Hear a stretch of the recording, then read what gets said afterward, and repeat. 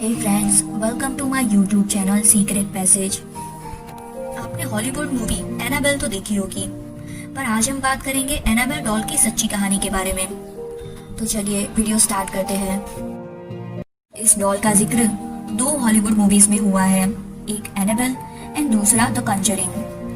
पर इन दोनों मूवीज में जो डॉल दिखाई है उससे रियल एनाबेल डॉल काफी अलग है।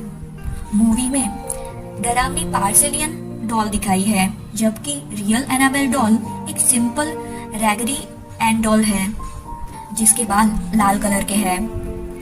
एनाबेल मूवी की स्टोरी भी रियल लाइफ स्टोरी से काफी अलग है। 1970 में डोना नाम की लड़की को एनाबेल डॉल अपनी मम्मी की ओर से गिफ्ट में मिली थी। उस समय डोना 28 साल की थी और वो अपनी रूममेट एंजी के साथ एक अपार्टमेंट में रहती थी। उसकी मम्मी ने यह सेकंड हैंड डॉल एक हॉबी स्टोर में से खरीदी थी। पहले तो उन लोगों को डॉल में कुछ खास नहीं लगा, पर जैसे जैसे वक्त बीतता गया डोना और एंजी ने यह नोटिस किया कि डॉल अपनी पोजीशन चेंज कर रही है। थोड़े दिनों बाद उन्होंने ये भी नोटिस किया कि डॉल अपनी जगह भी बदल रही है। वे लोग बाहर जाते तब डॉल को एक रूम में रख के जाते थे और वापस आते तब वो दूसरे रूम में से मिलती। एक दिन उन लोगों को डॉल के आसपास चमड़े के कागज पर हेल्प मी हेल्प अस ऐसा कुछ लिखा मिला। पर हैरानी की बात तो ये थी कि डोना और एंजी चमड़े के कागज का इस्तेमाल नहीं करते थे। डरावनी बात तो तब हुई जब एक दिन दोनों बाहर से घर आए। तब उन्होंने देखा कि डॉल की हथेली में से खून जैसा लाल लिक्विड निकल रहा था। डोना ने तुरंत किसी मीडियम को बुलाने का फैसला किया। मीडियम ने तंत्र विधि करके ऐसा तारण दिया कि बहुत सालों पहले यहाँ अपार्टमेंट में 7 साल की एनाबेल नाम की लड़की की लाश मिली थी। उसी की आत्मा इस डॉल में है और वो डोना और एंजी के साथ कंफर्टेबल और सेफ महसूस करती है और वो उनके साथ रहना चाहती है। डोना और एंजी ने भी उस छोटी सी लड़की की आत्मा को अपने साथ रहने के लिए मंजूरी दे दी। पर उसके बाद हालात बद से बदतर होते चले गए। वो एक चलती फिरती डॉल बन गई और उसकी गतिविधियां दिन ब दिन बढ़ती गई। एक दिन एंजी का फियांस वहां रहने आया। उसको पहले से ही ये डॉल पसंद नहीं थी।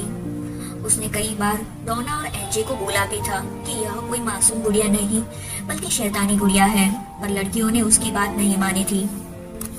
एक दिन डोना बाहर गई थी और अपार्टमेंट में एंजी और उसका फियांसे बैठकर बात कर रहे थे।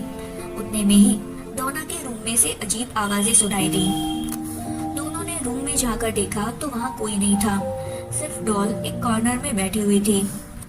एंजी का फियांस उसके नजदीक गया तो डॉल उसको घूर रही थी। थोड़ी देर बाद ही उसको पीछे पीठ पर खरोंच के निशान दिखे और बाद में वो निशान 2 दिन बाद गायब हो गए थे। उसके बाद डोना ने एक प्रीस्ट को बुलाया, जिन्होंने बाद में ये केस एक लॉरेन वॉरेंस को दे दिया। जब उन्होंने ये केस हाथ में लिया तब लगभग 1 साल से डॉल की गतिविधियां चालू थी।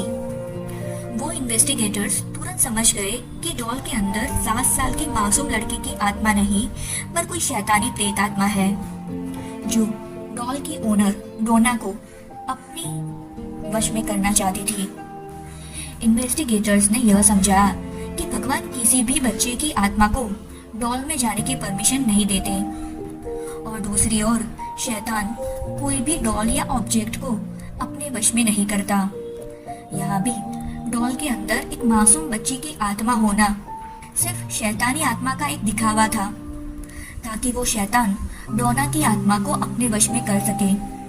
यह सुनकर डोना डर गई और इन्वेस्टिगेटर्स को डॉल को अपने साथ ले जाने को कहा।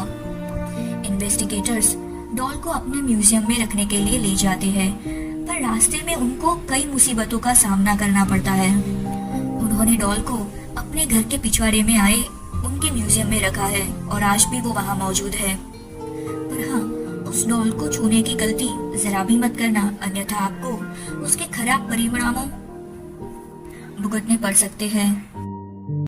आज भी म्यूजियम में डॉल की पोजीशन बदलती रहती है। कहा जाता है कि एक बार डॉल की गतिविधियों को शांत करने के लिए एक प्रीस्ट को बुलाया गया था, पर उस प्रीस्ट ने डॉल को बहुत लाइटली लिया था और कहा था you are just a doll, you can not hurt anything. पर बाद में वहां से जाने के बाद प्रीस्ट की एक रोड एक्सीडेंट में मृत्यु हो गई थी।